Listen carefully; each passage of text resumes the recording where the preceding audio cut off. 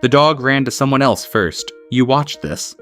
The door opened, and before you'd even stepped inside, the dog had already moved. Not towards you. Towards that person. Someone who wouldn't be waiting outside at midnight. Someone who wouldn't know whether the sound the dog was making signaled that something was wrong, or simply something interesting. That person came in, and the dog went to them. You told yourself it didn't mean anything. You were wrong. It's not what you thought, because I'm going to tell you what's really going on in your dog's mind. And once you understand this, you'll see your relationship with your dog in a whole new light. A neuroscientist lost his dog, and what he built in the silence that followed changed everything we know about what a dog actually feels.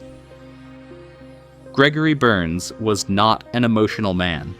A professor at Emory University, Burns had spent 20 years mapping reward circuits. He measured attachment not as poetry, but as a chemical reality. He believed in data. He had never trusted anything he couldn't measure. Then, Newton died. Newton was a pug. He was 15 years old. For 15 years, the same morning walk, the same weight leaning against Burns's leg every evening. Neither of them had given it much thought.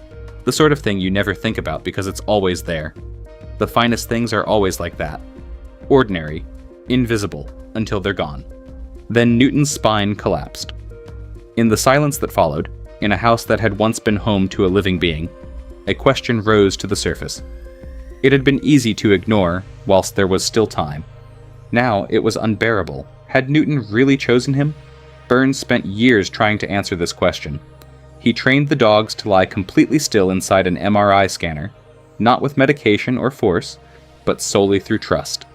He scanned 13 dogs. He set up a two-way maze. He waited. He didn't tell anyone what the scanner had found. For a full 3 days. We'll come back to what he found. But first, there's something you need to hear.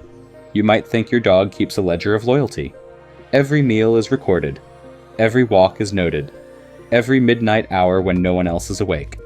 You might imagine that some internal system gathers it all up and produces something akin to love. That is not what happens. Your dog's brain does not measure love.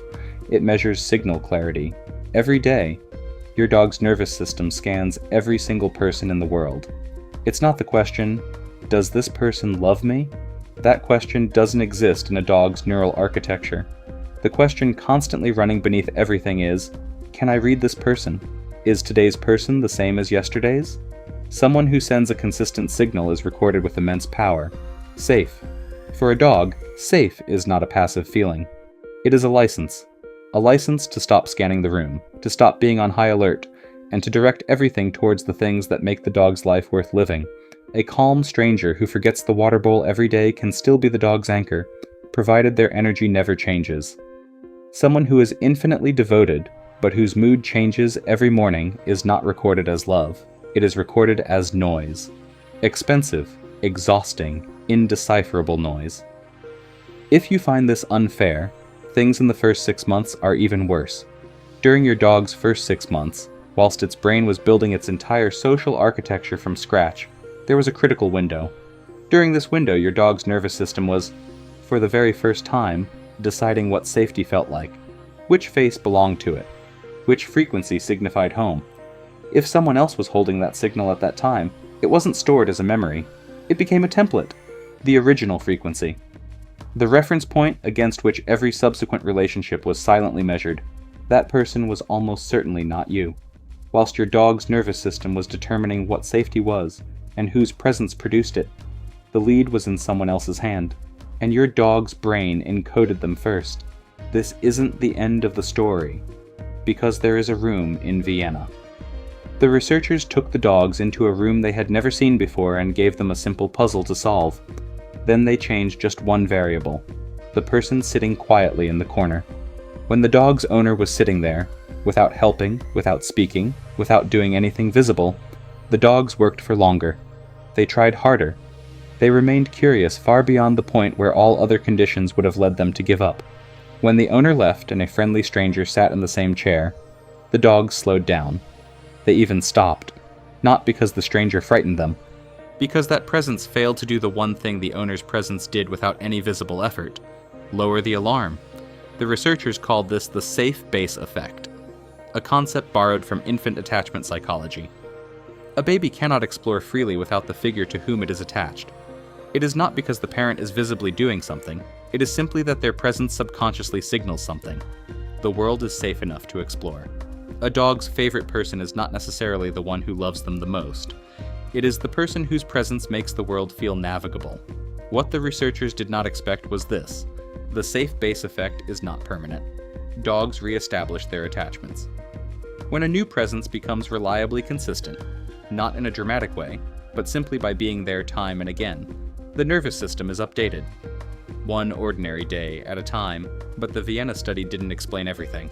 Something else was happening between the dogs and their owners, something the researchers hadn't looked for, something that, biologically speaking, shouldn't have existed.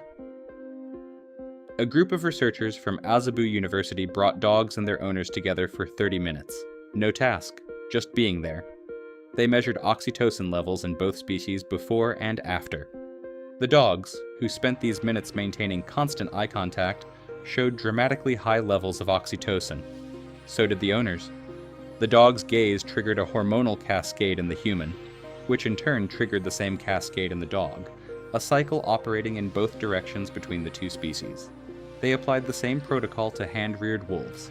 The cycle did not activate. This bond has not evolved in wolves. It has evolved in dogs, refined over thousands of years to precisely target the way a parent bonds with its offspring. When you look into your dog's eyes for just half a second longer than necessary, this system works. Every single time. Now, scanner, maze. The result that left Burns speechless for 3 days. 13 dogs. 2 objects. One represented food. The other represented the owner's verbal praise. Just a sound. Each dog was placed in an MRI scanner, and neural activity was mapped in real time. Without any movement, without any choice being made, the caudate nucleus, the brain's reward anticipation center, was activated for both. That was expected. The ratio was unexpected. In the vast majority of the 13 dogs, the caudate nucleus responded to the owner's praise with activation equal to or stronger than the response to food. This is not an inference. It is measurable neural activation in a fully awake animal. The "this person's voice" signal directly competed with food, and mostly won. The brain has no reason to lie to a scanner. Then came the maze. One path, food. The other, the owner. 20 trials for each dog. Before any dog entered, Burns already had the scan data in hand. Every dog that showed stronger activation to the owner's voice in the scan walked towards that person. Every single one. Not towards the bowl, towards the person. The scanner predicted the outcome before the paw even lifted. It never got it wrong. Then there was Aussie, a short-haired terrier cross. Food, 20 out of 20. Burns noted this with scientific impartiality. Some dogs are just like Aussie, but every day, once the trials were over, the food had run out, and there was no measurable reason left for him to stay. Aussie came back. He walked past the exit and settled down beside Burns. Not for food, not for praise, not because anyone had called him, just there. Burns, a man who had spent his years reducing love to chemistry, sat with this for a long time. Here was a dog choosing to be present when there was nothing left to gain. No reward. No activation on the scanner. Just a small animal, time and again, deciding that staying close to this particular person was worth it. To choose to stay when there is nothing left. That in itself is a kind of answer. This is what every scan, every maze, every oxytocin reading tells you. A dog doesn't need the person who loves it the most. It needs the person it can predict.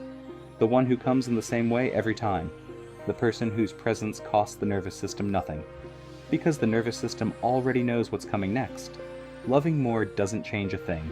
The nervous system doesn't measure effort. It measures the pattern. If you weren't there in those first few months, you're working against a template you had no part in creating. That's unfair, and it's true. But dogs aren't frozen in time. When a new presence becomes consistent, an update takes place, quietly, through repetition, until the prediction becomes certainty. Becoming your dog's person happens the way the nervous system learns anything. Slowly, unannounced, until your presence is no longer something your dog has to process. Until it becomes something your dog expects. Like morning, like breathing, like home. This is the difference between a dog that adapts to your presence and a dog that needs you. Burns spent years searching for the answer to this question. A terrier remaining still with confidence in a machine. A two-way maze. A scanner reading the decision without the body moving. The answer, from caudate activation, from oxytocin creating a cycle between the two species, from a maze predicted without a paw lifting, was yes. The dog knows you. Not your name, not your past, your scent, your rhythm, the unique signature of your nervous system, the way you move in a room, the exact quality of your silence. Right now, the dog carries you within its brain, mapped onto the reward circuit where food, safety, and home reside, every time it searches for you in an unfamiliar room, every time it passes 3 people to bring you a toy, every afternoon when it leans against your leg for a reason no one else would notice. That system is working. It has always worked, even on the days it ran to someone else first, especially on those days.